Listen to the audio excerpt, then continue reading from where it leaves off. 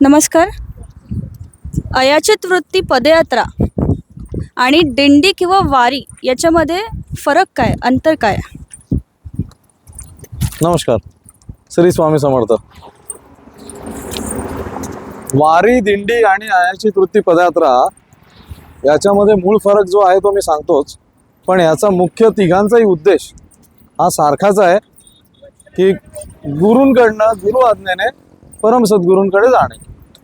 हा वारीचा पण उद्देश तोच आहे, दिंडीचा पण तोच आहे आणि पदयात्रेचा सुद्धा तोच आहे.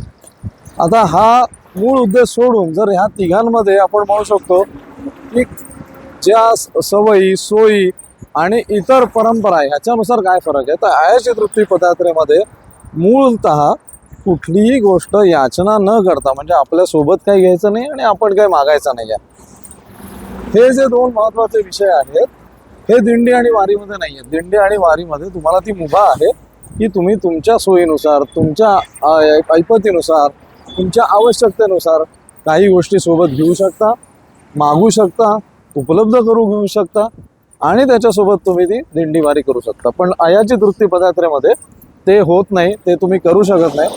अयाचित वृत्ती पदयात्रेमध्ये तुम्हाला पैसे सोबत घ्यायचे नाही आहेत, तुम्हाला तुमचं कोणत्याही प्रकारचा असं युनिट किंवा असं सोबत घ्यायचं नाही आहे इन्स्ट्रुमेंट की जेणेकरून तुम्हाला त्याच्यावरती अवलंबून राहून तुम्हाला पदयात्रा करता येईल, असं काहीच नाही. तुमचं तुम्हाला पद्धतीने करायचं आहे, अयाचित, याचना न करता. म्हणजे खरंच आपण म्हणतो असेल हरी तर देईल खटल्यावरी, हा पण एक तत्व त्याच्यामध्ये येतं की त्या उद्देशानेच आपल्याला ती पदयात्रा करायची.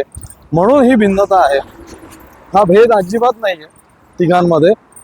कारण का आपल्या सद्गुरूंचं वाक्य आहे, भेदा भेदा अमंगल, सर्व भक्त स्वामी भक्त सुमंगल.